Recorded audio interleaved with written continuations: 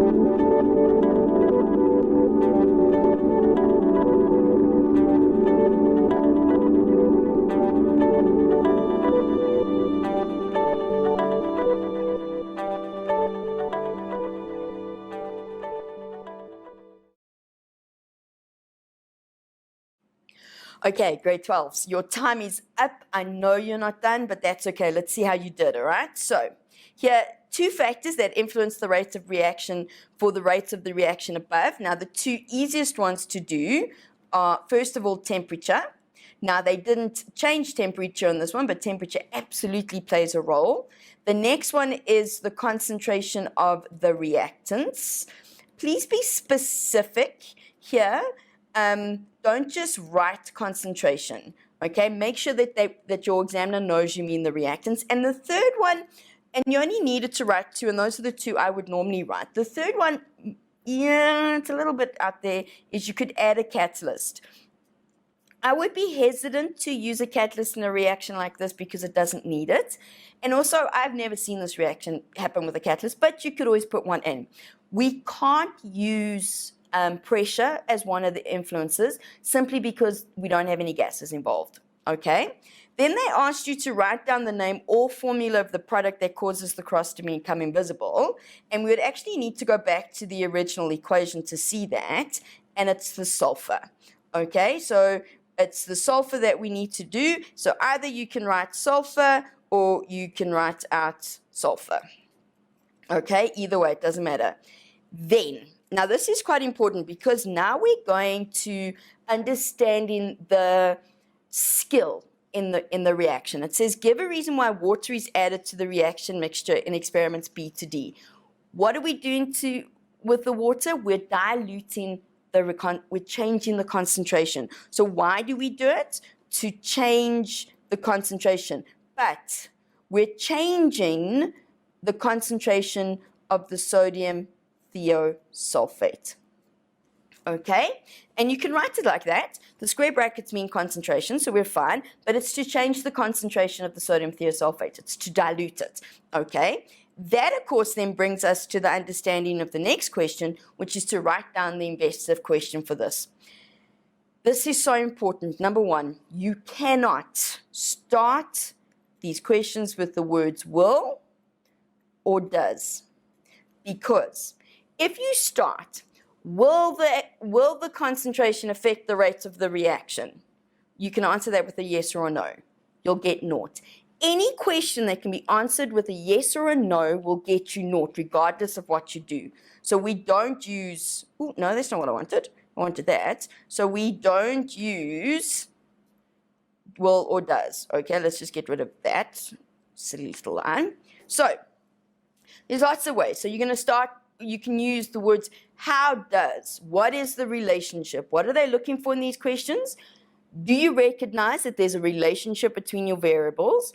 And secondly, do you know what the variables are? Now we're looking at reaction rate and concentration. So you could write a question like this, as an example. How does the concentration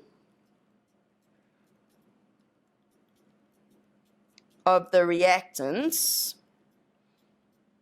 that's my independent variable, sorry, affect the rate of reaction? Dependent variable. And it's a question. Okay, so how does the concentration of the reactants, that's my independent variable, affect the rates of reaction? Dependent variable. Okay, I could have said, what is the relationship between the concentration of the reactants and the rate of reaction? I could have done, how is the rate of reaction affected when the concentration changes? Anything to that effect. Okay, nice and simple. Now we get to the fun questions. Now we have to actually work with the table. So now they say to us, in which experiment, A, B, C, or D, is the reaction rate the highest? So that's the first part. And use the collision theory to explain the difference in the reaction rate between experiments B and D. So I'm going to give you 2 minutes again. So you're now going to look at this, tell me which of these has the highest reaction rate, and then you're going to explain the difference in the reaction rate between B and D, okay? You are going to have 2 minutes, and your time starts now.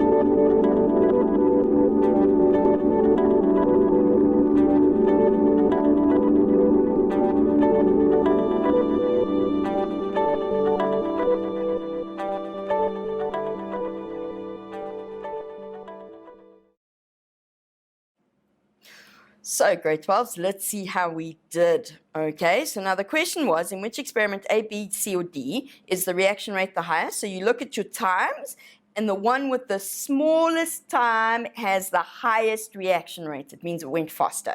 So that means that's A. Brilliant. Now they say, use the collision theory to explain the difference in the reaction rate between experiments B and D. So now you look at B and D and you go, well, B happens faster than D. So now what's the difference? Well, it's not the HCl volume, but it is the concentration of the sodium thiosulfate.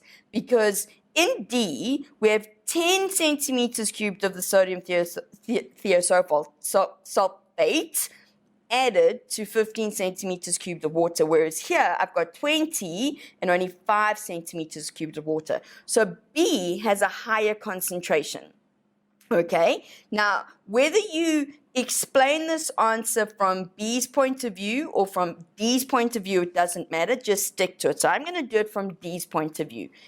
D has a lower concentration of D is lower than for B. Okay, so the concentration experiment B is lower. That means we have fewer particles per unit volume. Okay, that means there'll be less particles colliding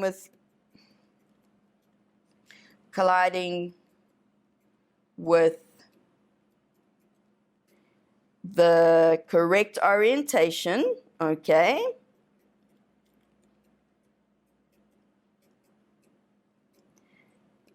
And or sufficient energy, because remember both of those need to be there, okay? Therefore, there's fewer effective collisions, and the reaction rate is lower. Okay, guys, collision theory means that you have to talk about correct orientation, sufficient energy, you have to talk about the collisions, and you need to talk about whether the collisions are effective or not. And it's all about the number of effective collisions. Remember, the greater number of effective collisions you have per unit time, oh, I must actually put that in, sorry. I think, oh, because that's one, so over here, I actually need to put in here, fewer effective collisions per unit time, because that speaks to rate for me, okay? Now, there is one more question to this part, but it's a little longer. So what I'm going to do is I'm going to let you take a little bit of a break, get your mind in line, okay with it, and make sure while you take your break that you find your periodic table, okay, because you can't do this question without your periodic table. So I'm going to give you a break, and when we come back, we're going to deal with the calculation, okay? So you're going to take a short break, and I'll see you in a couple of minutes. Welcome back, grade 12. So now we're going to get to the section which I know you guys struggle with, but it's going to be asked. So now they tell you that the original Na2S2O3 solution was prepared by dissolving 62,5 grams of sodium thiosulfate crystals in dissolved water in a 250 centimeter cubed volumetric flask. Calculate the mass of sulfur that will be formed in experiment D. Now, what I'm going to do is I'm going to help you out here because you don't have the question in front of you. This is the reaction equation, okay, because you need this. So there we go. And because we don't want to have to keep referring to the table, what I want to remind you is that in experiment D, what we did is we took a volume, okay, so the volume of the Na2S2O3 that we used was 10 centimeters cubed, and the volume of water that we added to it was 15 centimeters cubed, because that's quite important, okay? So all the information that you need from the table and from the equation is there, okay? This one's probably going to take you a little longer. Hopefully you got your periodic tables out with you. It's 7 marks, Okay, so it's really, really, really important. And I'm going to give you 3 minutes, and your time starts now.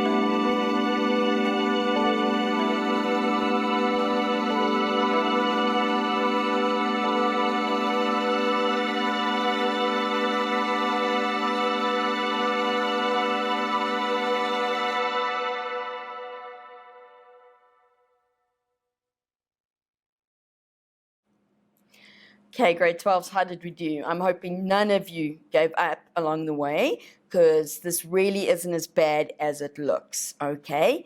Now, they said to us that we needed to calculate the mass of sulfur formed. The only way we can calculate the mass of the sulfur formed is to work out the number of moles of sulfur.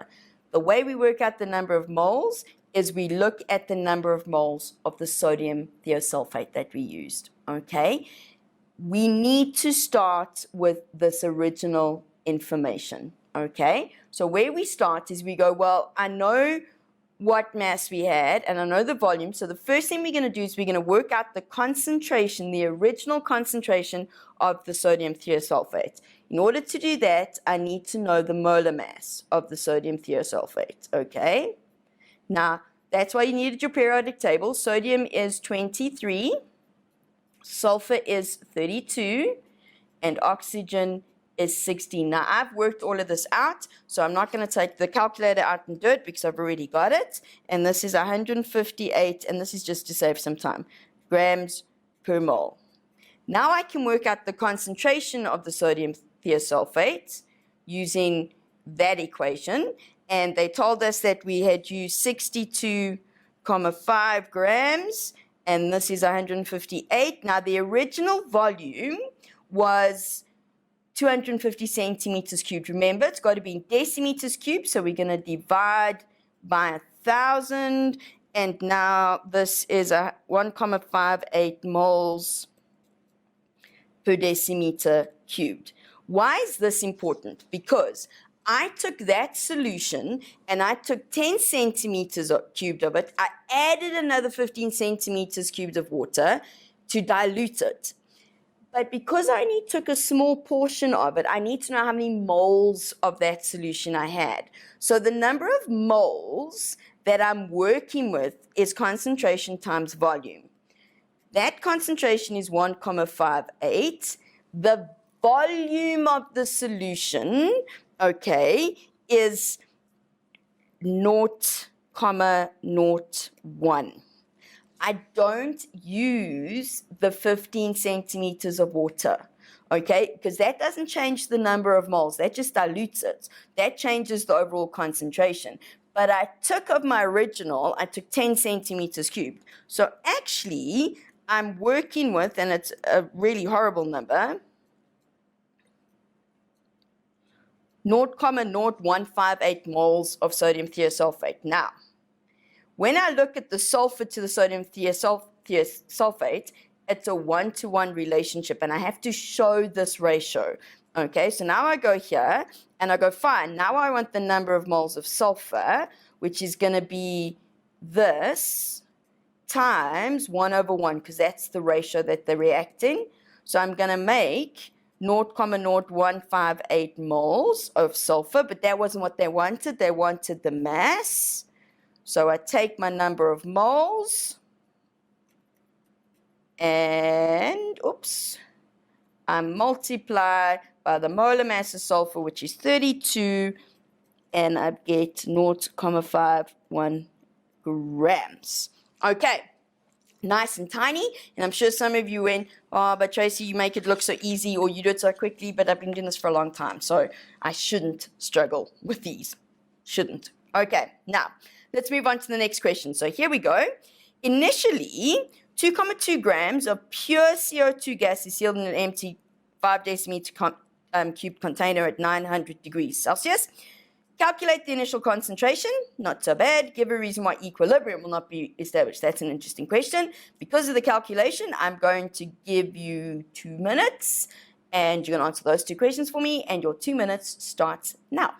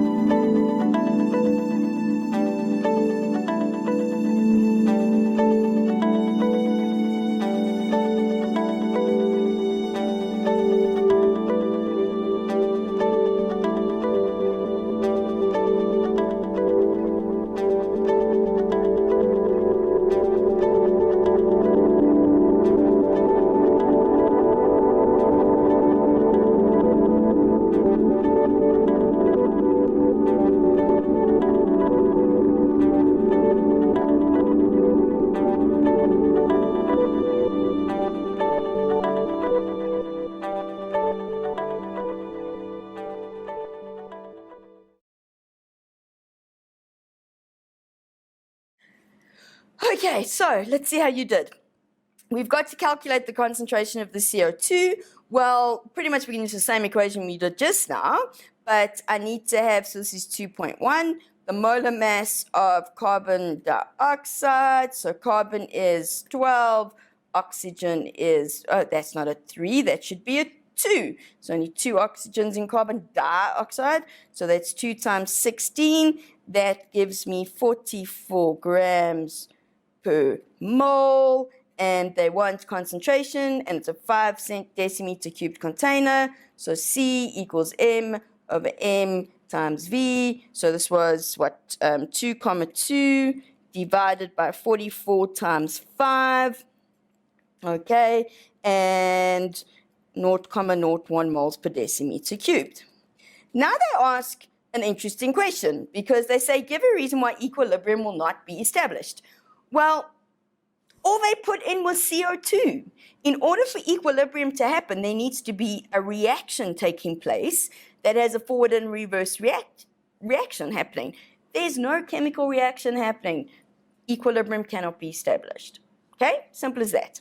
Now, we've done that. Okay, now they say to us, now calcium carbonate is added to the 2,2 grams of carbon dioxide in the container. After a while, equilibrium is established. Well, now we have a chemical reaction. The equilibrium constant for this reaction at 900 degrees Celsius is 0,0108. Great. Now they say, give a reason why this reaction will only reach equilibrium in a sealed container. Well, this is a very simple answer, because there's CO2 gas being formed. If CO2 gas is formed, if it's not sealed, the gas is going to escape and equilibrium cannot be established. Okay? Now, calculate the minimum mass of the calcium carbonate solid that must be added to the container to achieve equilibrium. 7 marks. Okay, I know we've been going for a while, but I do want you to try this. So I'm going to give you 3 minutes, and your time's going to start now.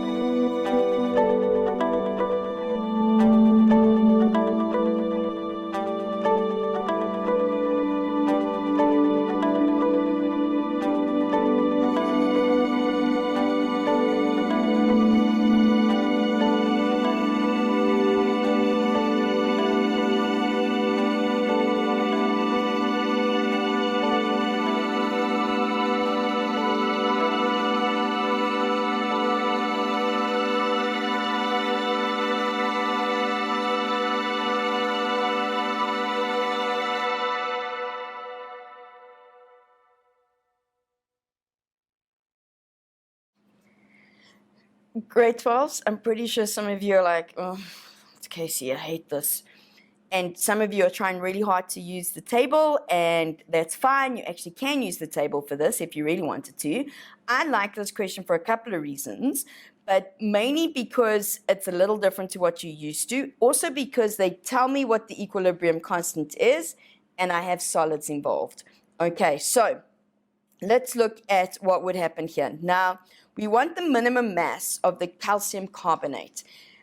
This actually is a normal stoichiometric calculation with one slight difference.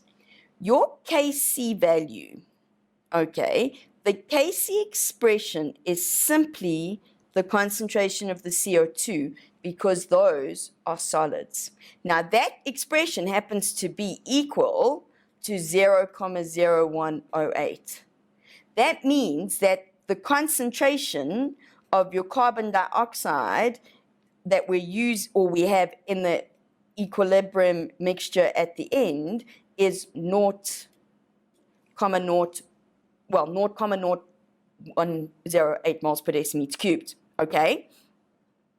From here, I can actually work out how many moles of carbon dioxide I used. Right at the beginning, in the first question, we worked out the concentration of, oh, no, we didn't work out the concentration. We can work out at the beginning. So initially, watch what I'm going to do here. Initially, the number of moles of carbon dioxide, mass over molar mass, is 2,2 divided by 44. So it's 0,05 moles. Okay? At equilibrium, the number of moles of carbon dioxide is going to be equal to the concentration times the volume. So that means that it's 0,0108 times 5, which gives me 0,054. Now, my carbon dioxide number of moles increased, which is what we expected because it's a product, okay? So the difference in the number of moles of carbon dioxide is equal to 0,054 minus 0,05, which gives me 0,004 moles, okay? That 0,04 must have been created from the calcium carbonate, okay? Because where else would it have come from? It's a one-to-one relationship. So the number of moles of calcium carbonate that we had to start off with must be 0,04. It's a one-to-one relationship, and we show that is 0,004 moles. Now, if I know that that's 0,04 moles, the mass is going to be the number of moles times the molar mass, which is 0,004, and calcium is 40, carbon is 12, oxygen is 16. That gives me 100, so we get 0,4 grams. Simple as that. You didn't need to use the Kc expression. It's more difficult to use the Kc table because you've got solids, okay? You don't have concentrations at the end. Makes life a little bit more difficult. This was the trick right there, okay? So I think it's time to give your brain a rest, so we're going to take a couple of minutes break, and then we'll be back. Got a little bit more to add to this, and then we're going to look at some acids and bases. So I'll see you in a couple of minutes.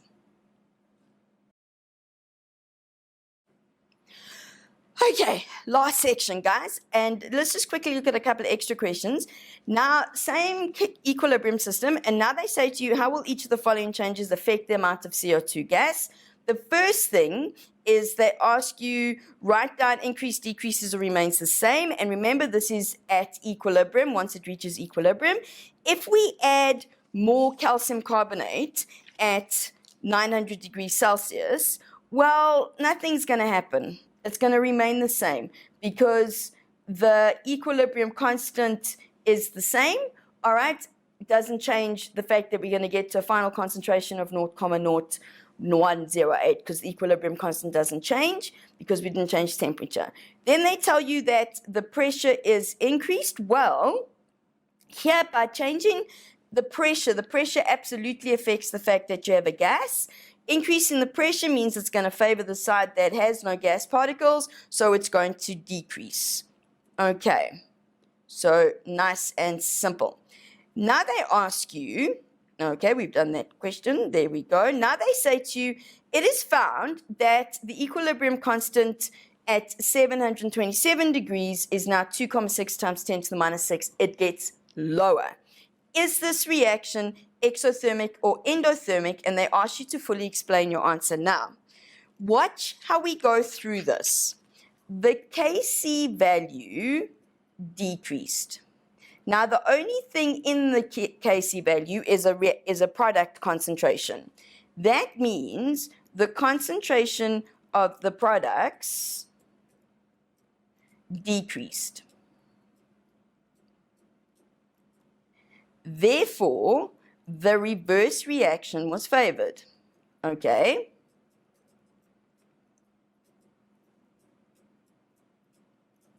A decrease in temperature, which is what we did, all right, a decrease in temperature always favors the exothermic reaction.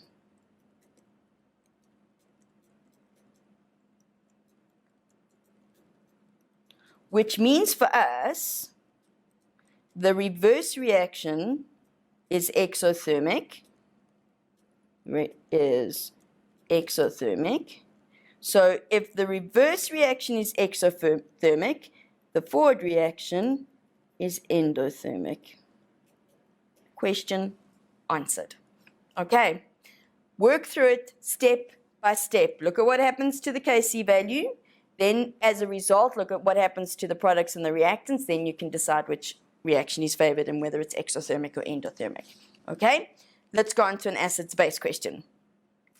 This one's quite an easy one, this first part. It says hydrogen carbonate ions react with water according to the following balanced equation given to us. Define an acid, write down the formula of two acids in the equation, and then write down the formula of a substance in the reaction that can act as an amphiolite. This isn't actually that difficult, so you know what? I'm only going to give you a minute, and your time starts now.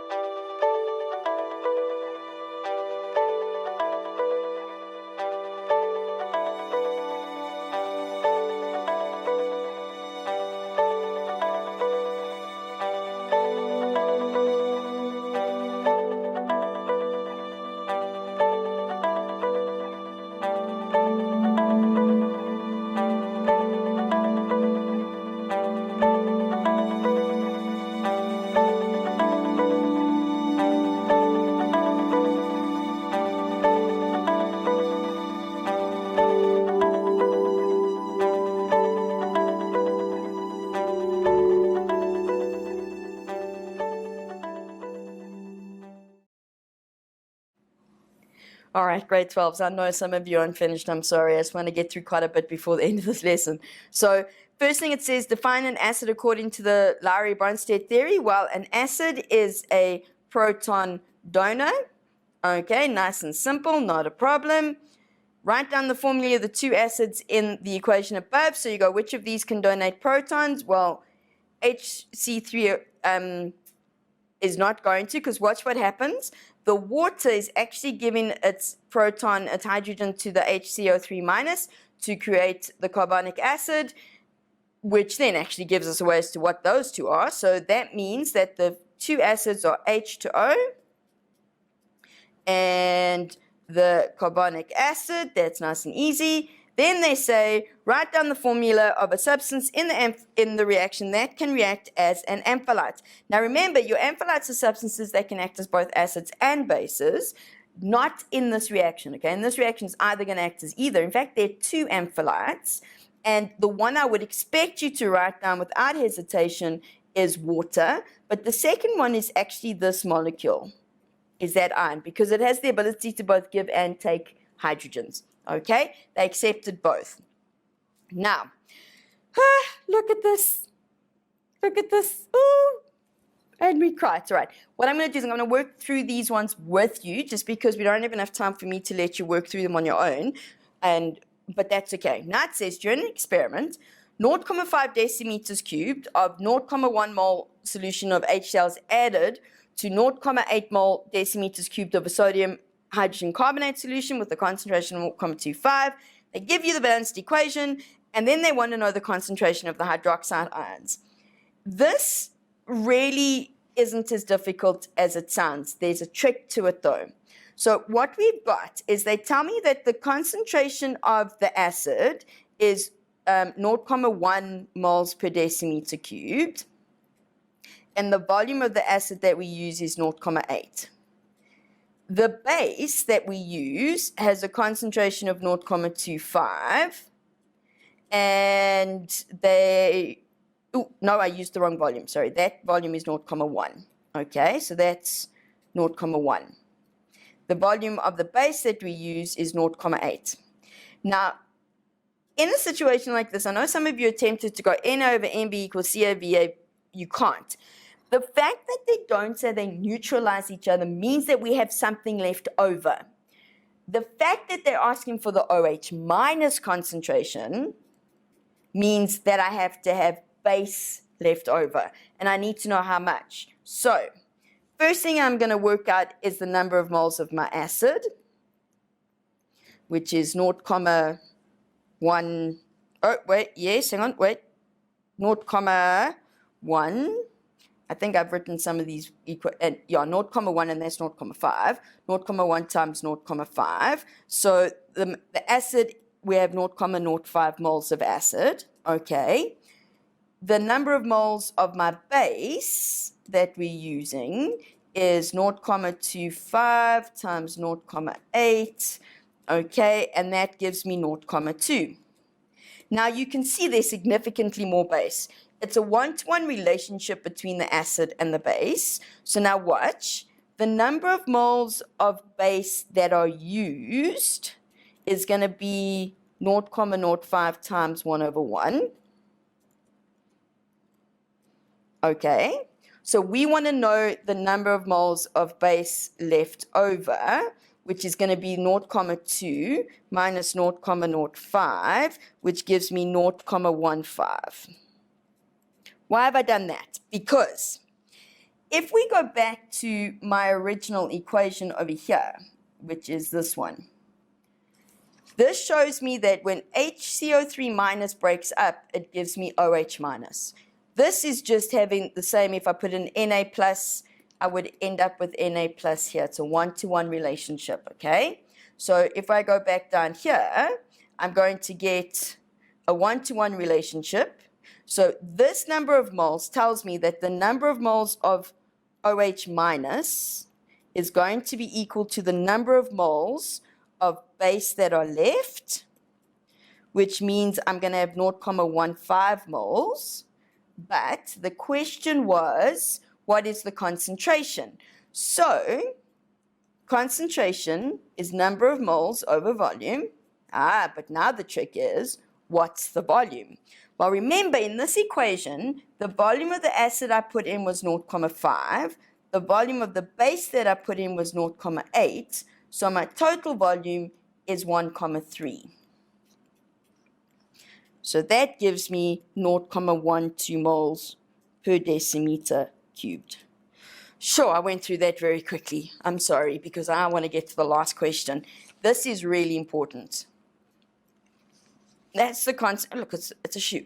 Concentration of the OH minus. Why is that important? Because next question, what's the pH of the solution? Okay, I'm so going to run out of time. Watch here.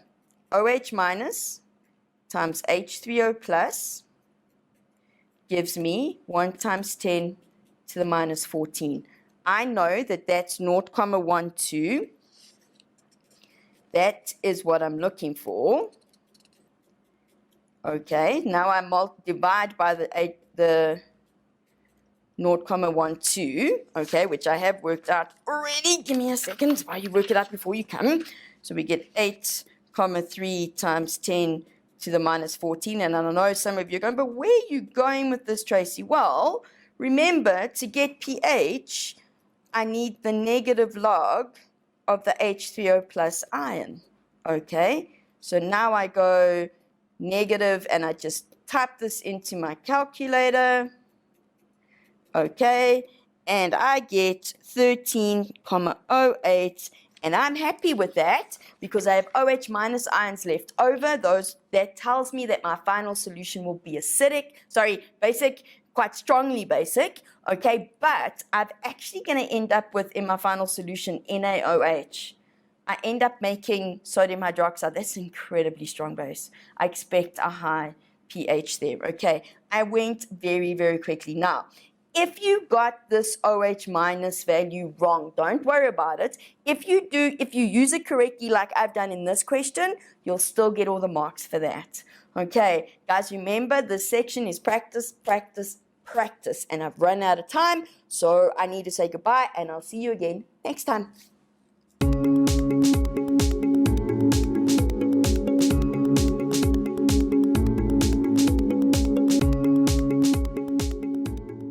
Siyabangena! Wars of Matrix is back and better than ever, with catch-up lessons, revision and learning support on more platforms than ever before. There are great support materials on the DBE Cloud.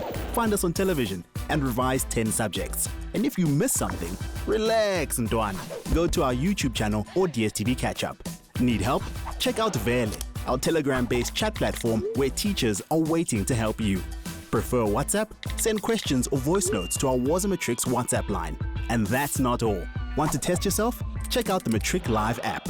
Hey Matrix 2021, we've got you covered. Confused where to go? Visit the Wars of Matrix website at warsofmatrix.co.za. Wars of Matrix. Hey South Africa, September means it's time for Siyavula's annual 1 million maths competition, where you can practice maths and science questions online with great prizes for both learners and teachers. It's a chance for you to learn and win. To enter, sign up at siyavula.com and opt into 1 million maths. Good results in maths and science can open the door to a brighter future. So sign up to Siyavula today and join the competition.